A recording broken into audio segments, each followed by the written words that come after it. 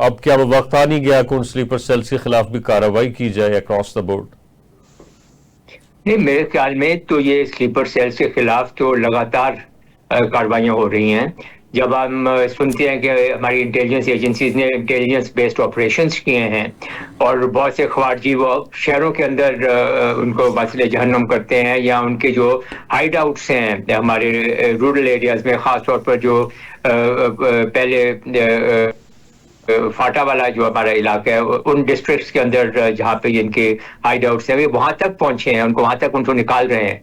मगर आप ये देखें कि एक बात हमें याद रखनी चाहिए कि हमारी इंटेलिजेंस एजेंसीज जो हैं, अगर वो 100 काम करती हैं तो 99% उनका काम जो है वो जाहिर नहीं होता है, क्योंकि वो खामोशी से अपना काम कर जाते हैं और किसी को पता नहीं चलता है।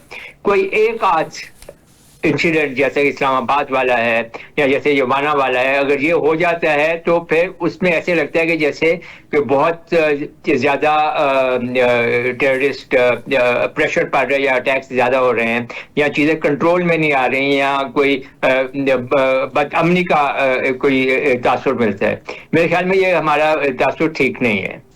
हमें अपनी इंटेलिजेंस एजेंसीज पे, लॉ एनफोर्समेंट एजेंसीज पे मुकम्मल तौर पर एतमाद है और वो इन स्लीपर सेल्स को इंशाल्लाह ढूंढ निकाल रहे हैं और इनको हत्तल इम्कान ये न्यूट्रलाइज करेंगे ताकि ये कोई हमें नुकसान न पहुंचा सके। ठीक है।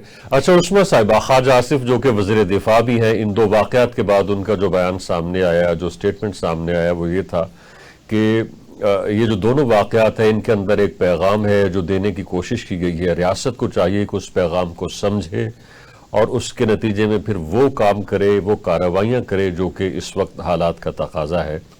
वो वज़ीर दिफा है, वो खुद भी रियासत का हिस्सा ही है। आप क्या समझती हैं और पैगाम क्या है और किससे कह रहे हैं कि जी वो हालात का तकाजा करते हुए इस सारी सूरत हाल को समझने की कोशिश करें? इनके अफगान गवर्नमेंट के जो वजीर सरहदी अमूर हैं, उनका नाम है नूरुल्लाह नूरी। उन्होंने रिसेंटली एक बयान दिया है जिसमें उन्होंने कहा है कि हम लाहौर में और लाहौर, कराची और इस्लामाबाद को लाल कर देंगे और इस्लामाबाद पे सफेद झंडा लहराएंगे। तो वो बातें की और जिसके बाद इस वक्त हमारे मुज़ाकरात हुए थे इस्तांबुल के अंदर, तो इसको हमारे लोगों ने बाकायदा पेश किया कि एज एन एविडेंस कि ये देखिए आप क्या कर रहे हैं, ये इस तरह के आपके बंदे बयान दे रहे हैं। तो उस जो डेलीगेशन गया था उसने उसका दिफा किया और कहा बिल्कुल ठीक कहा है उन्होंने। तो इस वक्त उनका ये जो वजीर दिफा हमारे कह रहे हैं वो बिल्कुल वही बात कह रहे हैं कि जिसका जो कि नेचुरल रिस्पॉन्स बनता है, यानी कि वो कोई नई बात नहीं कर रहे, कोई अनोखी बात नहीं कर रहे, वही कुछ कह रहे हैं जो अब इसका जवाब देना बनता है। और मैं समझती हूँ कि इस वक्त पाकिस्तान को अपने बाकायदा बका और सलामती के लिए बहुत जरूरी है कि बहुत सख्त जवाब दे, क्योंकि इसके बगैर गुजारा नहीं है। क्योंकि बात किसी तरफ किसी जैसे कहते हैं ना किसी पहलू पे बैठ नहीं रही वो, क्योंकि किसी सूरत इस बात को समझ ही नहीं रहे, अपोलोजेटिक नहीं है, बल्कि बाकायदा अब तो ये आज कह दिया मुल्ला ब्रदर ने कि जी आप ट्रेड बंद कर देंगे हम 3 महीने के अंदर, क्योंकि हमने पाकिस्तान से करनी नहीं है ट्रेड। यानी कि तुर्की ब तुर्की जवाब वो हमारे साथ किए जा रहे हैं और वो मान नहीं रहे। उसकी वजह बिल्कुल नजर आ रही है कि वो इस वक्त लिटरली इंडिया के हाथों में खेल रहे हैं।